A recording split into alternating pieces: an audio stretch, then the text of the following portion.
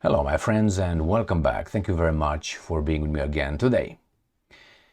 If you remember, 2 days ago, the Ukrainians successfully conducted a massive drone operation in Russia, attacking 5 airfields, even one in Siberia, one in the north by Norway and Finland, if you can imagine that, one in Irkutsk by the Caspian Sea, and 2 by Moscow, one north a little bit and the other one south of Moscow. And they claimed at the beginning that they destroyed about 40 Russian strategic bombers. The 295, the 222, some A-50, and they said about 40 to 41. They said then 41. Then they said no, it was about 7. No, that's about 9. Nevertheless, the operation was successful.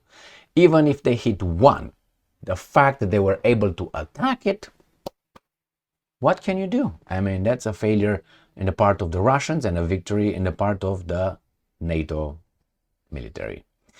So I said in the video that when I covered this issue 2 days ago that I don't think it was the Ukrainians. The Ukrainians do not plan this kind of things. They don't have the, I'm not saying they don't have the ability. They don't have the technical ability. And here you have a former or ex-French spy who confirms this. Now, he might be lying, but he's definitely not a baboon. Why? Because he says US intel behind Ukrainian attack on Russian planes. I said this before. It doesn't mean that this ex-French spy says the same thing I say, whatever I said becomes true. No, but I am 99% certain it was not the Ukrainians alone.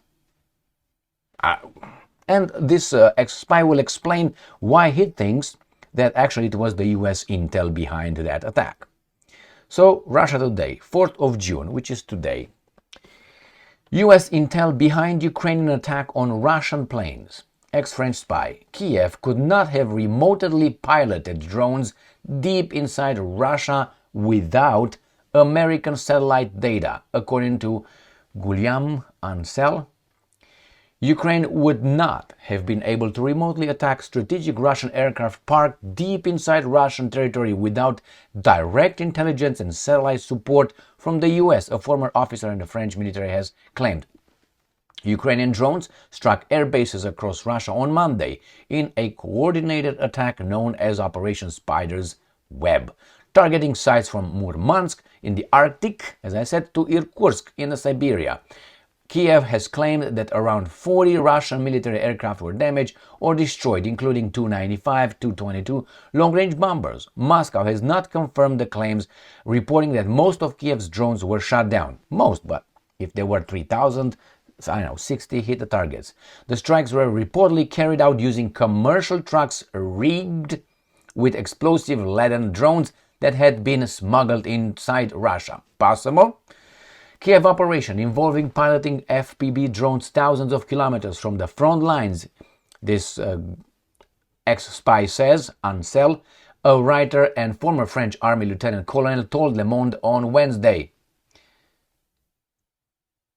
This is possible and conceivable only with the support of a powerful satellite communications system. He said, since the Ukrainians don't have this mastery, if they were able to act remotely, it's certainly thanks to the United States. If they were able to act remotely. All right. Ancel suggested that Kiev would not have been able to carry out the operation without information from American intelligence. All right. So what do you think, my friend? What do you think? As I said, not necessarily that this person says, oh yeah, without that. What is he saying? He says that if these drones were coordinated from far away, let's say they flew from Ukraine, let's say, and it was not from Ukraine, you can't fly a drone like to Siberia from Ukraine. I don't think so. Anyway, maybe you can, but I don't think, how are we going to keep contact with that? Maybe you can, I have no idea, my friends. But nevertheless, to coordinate all these things, he claims it should have been coordinated from above. The Ukrainians do not have that. Now, if they brought these trucks with the trailers nearby the site and then someone unloaded them over there and someone over there did it, I don't know, like 1 kilometer away, that's very possible. Now, is it possible that all these trucks and all these things were able to be transported? It's not impossible. I mean, it's just highly unlikely. No, it doesn't mean it's impossible.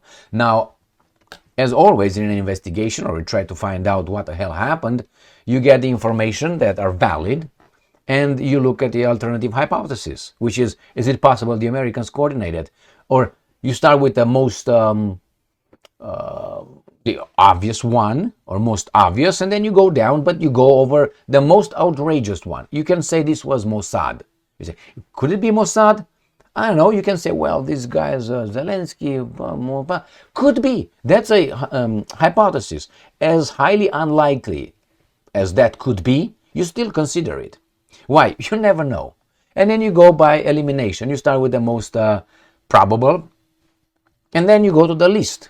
But you just discard it one by one, and you end up to whatever it is. So in this case, the most, I would say, obvious is this. It was not a Ukrainian operated entire thing, because from the get-go we have to agree that the operations, especially that's why they were in a hurry, give you this, that's why they were in a hurry to say that Trump was not briefed on this operation at all. I don't believe that at all. Why? They were too fast. The next day, not thousands, but tens of articles I looked in the Western media and the Ukrainian media saying that Trump was kept in the dark.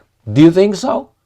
Do you think the Ukrainians kept him in the dark? I don't think so. Could be Pentagon keeping Trump in the dark. It's true, but not the Ukrainians. The Ukrainians, I think, the major moves of Ukrainian military, or whomever is in charge of Ukrainian military, are planned, organized by NATO generals. It's already been said that. They have a command, and not only, it goes from here, pop, pop, pop, pop, and like a river that flows into the sea. Many arms going in there, the same here. So the central command, and then goes into divides and divides and divides until you go in the field. I'm not saying that any baboon that goes over a little field, try to, I don't know, destroy a motorcycle, a Russian, is going to be planned by NATO. No, but this is a major, the same. The attack on the Crimean Bridge, it was not planned by the Ukrainians. It was not done by the Ukrainians. But that was a successful story. A success story for the Ukrainians. Why? They did it. They penetrated the defenses of the Russians. That's all you need to know. The damage is, it's secondary. The primary is they did it. They penetrated to that. And they didn't penetrate it. They put explosives at the bottom of the bridge. That means something was physically over there. Under the water, whatever it was, penetrated. The next time from this could be this and this and this. So when the Russia says, oh, it's okay, I read some articles, there was no damage to Kerch Bridge, to Crimean Bridge. That's beyond the point. Let's go to the primary thing. Why you allowed it to happen? The same here with these guys. It was coordinated by the Americans. It happened. They did it. They fucked you up. That is what's concerning. It's not that, oh, it was 49 or 20 or 5 airplanes. That's details. They penetrated. It's like you say, oh, it was 1 missile hitting the Kremlin. Only 1 missile. Oh, 3 missiles. Oh, 10 missiles. That's the details. The primary is they did it. They penetrated it. So same here. This guy says, without the Americans, they couldn't have done it. Well, what does that tell you? Are you surprised? If tomorrow the Americans tell you, we know they provide intelligence to these guys. Do you think they stopped? Hey, the Ukrainians are calling. Fuck them, we're not going to answer. Do you think that's the way it is? No, they're still there.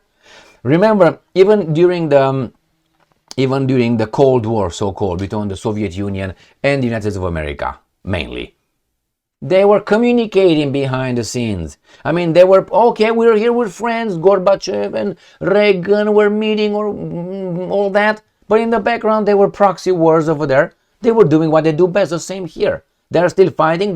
We're going to meet Trump. Okay, Vladimir, see you. Yeah, but it's still, I want peace. That's why when you see the Russians acting the way they act, like we demand this, and the other guys are saying, oh my God, I don't want peace. You are supporting those guys against me. You're not supposed to, but you are part of the issue, the main issue, I would say. The root cause, And you tell me that what? I should not consider you part of the conflict? You are. You are involved. The problem is the Russians do it in a very much show self-control. That's what it is. The Russians, you may say, what are you talking about, man? The kindergartens, the hospitals, well, it's how the Israelis claim. That's a human shield over there, no? The Ukrainians don't do it, only the Palestinians do it. Okay, it depends who writes the articles, correct? So we know who do that. So in this case, yes, I think it's very possible. Possible, 100%. Probable, I will give it 99%.